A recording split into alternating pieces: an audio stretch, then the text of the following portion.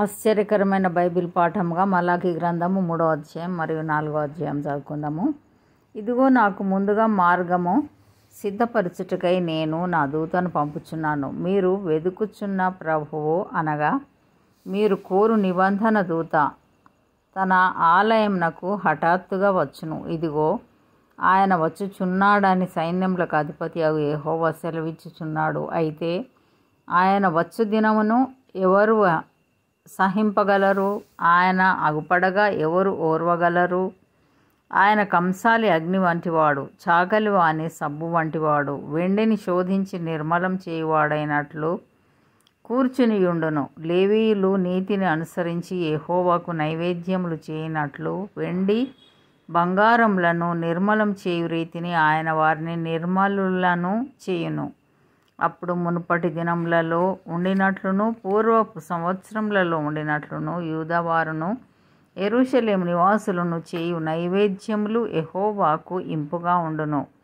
తీర్పు తీర్చుటకై నేను మీ యొద్దకు రాగా చిల్లంగి వాండ్ర మీదను వ్యభిచారుల మీదను అప్రమాణికుల మీదను నాకు భయపడక వారి కూలి విషయంలో కూలివారిని విధవరాండ్రను తండ్రి లేని వారిని బాధ పెట్టి పరదేశులకు అన్యాయం చేయి వారి మీదను దృఢముగా సాక్ష్యం పలుకుదునని సైన్యములకు అధిపతియగు యెహోవా సెలవిచ్చుచున్నాడు. యెహోవానైన నేను మార్పు లేని వాడను గనుక యాకోబు సంతతి వారైన మీరు లయము కాలేదు. మీ పితరుల నాట నుండి మీరు నా కట్టడలను గైకొనక వాటిని త్రోసివేసితిరి.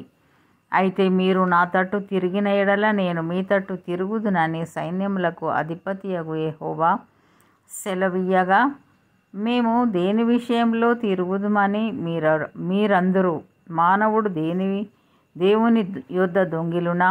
అయితే మీరు నా యొద్ద దొంగిలితిరి.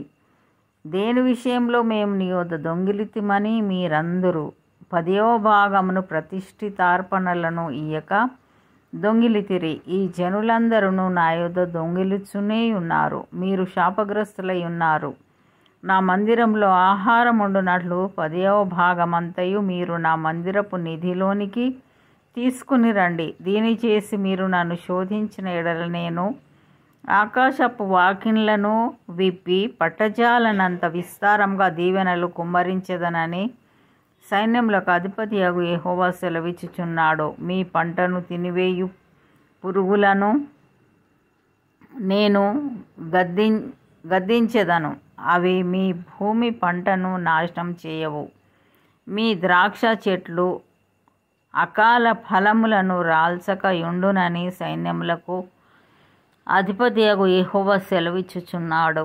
అప్పుడు ఆనందకరమైన దేశంలో మీరు నివసింతురు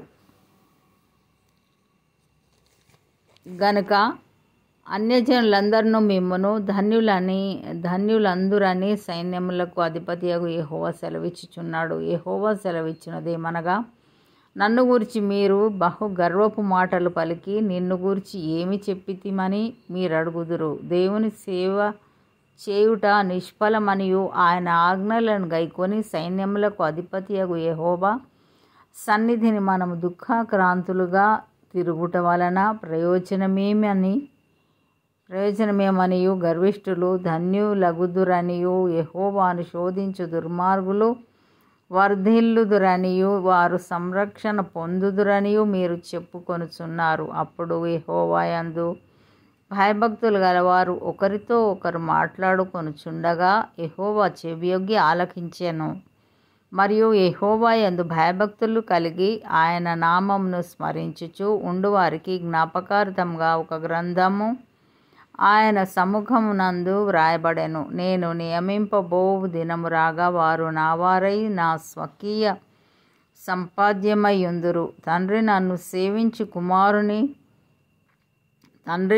సేవించు కుమారుని కనికరించునట్లు నేను వారిని కనికరింతునని సైన్యములకు అధిపతియగు యెహోవా సెలవిచ్చుచున్నాడు. అప్పుడు నీతిగల వారెవరో దుర్మార్గులెవరో దేవుని సేవించు వారెవరో ఆయనను సేవించని వారెవరో మీరు తిరిగి కనుగొందురు. ఏలయనగా నియమింపబడిన దినము వచ్చుచున్నది, కొలిమి కాలునట్లు అది కాలును. గర్విష్ఠులందరూ దుర్మార్గులందరూ కొయ్య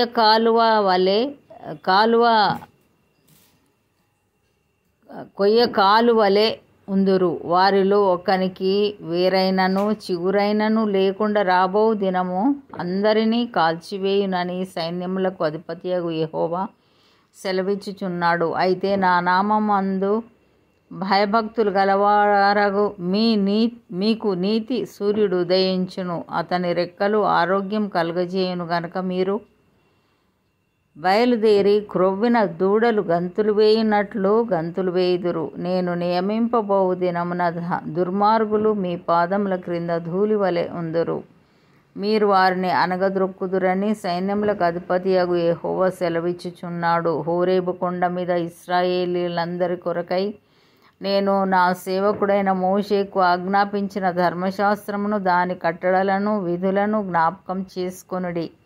యెహోవా నియమించిన భయంకరమైన ఆ మహాదినము రాకమునుపు నేను ప్రవక్తయగు ఏలియాను మీ యొద్దకు పంపుదును. నేను వచ్చి దేశమును శపించకుండునట్లు అతడు తండ్రుల హృదయములను పిల్లల తట్టును, పిల్లల హృదయములను తండ్రుల తట్టును త్రిప్పును.